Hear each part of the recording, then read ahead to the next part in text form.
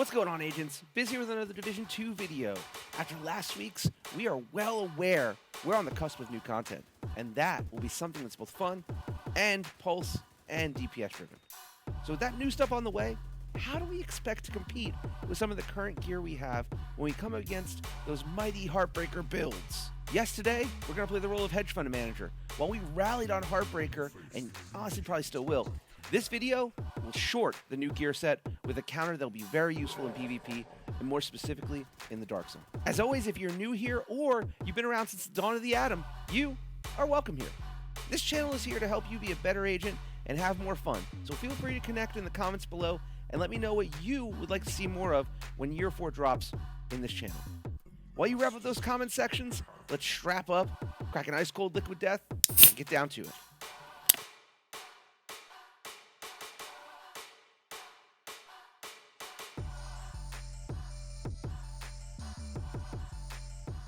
Okay, so PTS Phase 2 has come and went, and we saw some adjustments to Countdown and got to see some of the new gear in action. From new weapons to some really powerful exotic gear, including a top-secret pair of exotic gloves, to higher difficulty for our new 8-man mode Countdown. This new update looks promising for new agents, and even some veterans. And as we gear up and get ready for the narrative content on the way, can't help but be excited. One of the many pieces of gear we've seen on full display has been that Heartbreaker Gear Set. Now, I touched on this last video where I went in detail of what I'm doing to prepare for TU15. For those of you who didn't check it out, TU15 is going to be very pulse and sustained damage centric. I mean, shoot, Kamikaze Von Doom made a Bullet King look good with this new gear set. I mean, it's going to be wild. So buckle up. Eventually, these builds will make their way to PvP. And with that, we will need to counter an overwhelming amount of pulsing to our agents to survive. You see, Heartbreaker will pulse anything that gets a headshot, and causing a chain reaction where shots landing on pulse enemies will give that agent a stack of bonus armor and weapon damage. This can be combined with the link laser because you can pulse with that at anything you shoot at. So that is a serious threat. Now, one thing most pulse players, myself included, haven't thought of is what happens when the pulse wears out. Well, for one, you're going to have to reacquire that pulse via a headshot or re-aiming with a link laser. That could pose a problem should a pulse just not stick. Enter Yahal gear. For those not familiar with Yahal, well, I don't blame you. This brand set is found only in the DZ and is kind of hard to come by. This gear will grant you a brand set bonus of 40% pulse resistance at 3 pieces, though.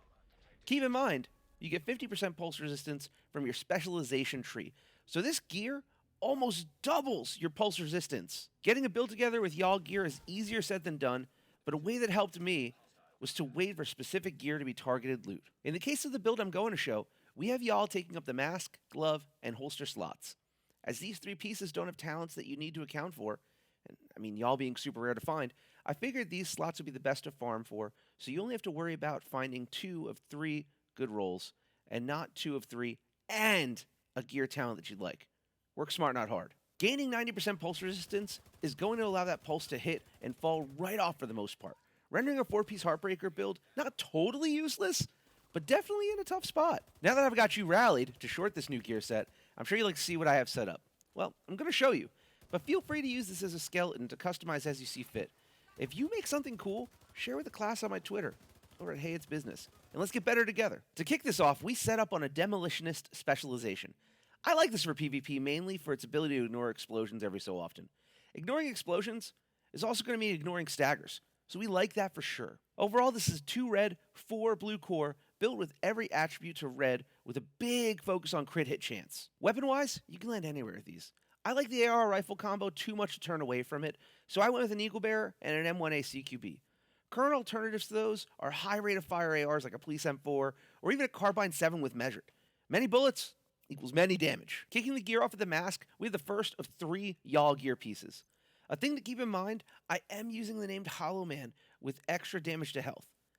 Not a huge fan of this, but at the time, it was all I had, so that was good.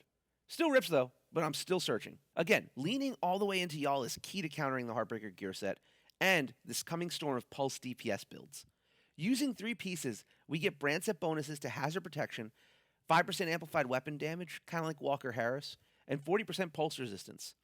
Like I said earlier, pulse resistance will be big in this update because, I mean, well, everyone and everything is going to try to pulse you.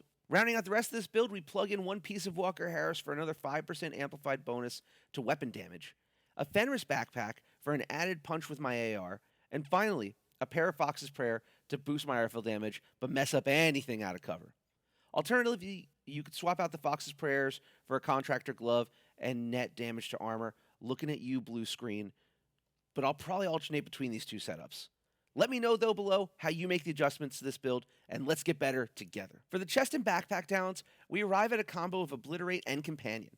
Now, Obliterate is going to give me up to 25% weapon damage for every crit hit I land. Now, this is why focusing crit hit chance is crucial. Speaking of crucial, using Companion is going to grant us 15% weapon damage when we're within 5 meters of allies or skills, so it will be crucial to be mindful of distancing. Wrapping up its skills, we use the Defender Drone and the Explosive Seeker Mine. I found that in PvP that the Explosive Seeker Mine keeps very close to your agent and keeps up with speed until it's time to strike, keeping Companion going very, very well. The addition of the Defender Drone I use when I get into combat with another agent, as that Seeker will depart and stagger whoever I'm working on. Getting the Defender Drone keeps that Companion going. Overall, this build might be alright now, as people, self included, are starting to mess with Spotter. Combined, this setup has 90% pulse resistance. This will be the counter for the Heartbreaker Gear Set, and you should be farming Yahal as soon as possible. I'll even go one step further. If you need help getting Yahal pieces, or even farming for this build or any of my builds, link up with me in the comments below. I'd be happy to lend a hand to get better together. And who knows, you might be in the next video. Either way, that's going to do it for this video. Thanks so much for sticking around. If you made it this far, please consider joining the Biz Army and hitting the like and subscribe for more Division 2 and Heartlands content. I'll catch y'all next time, though. Biz out.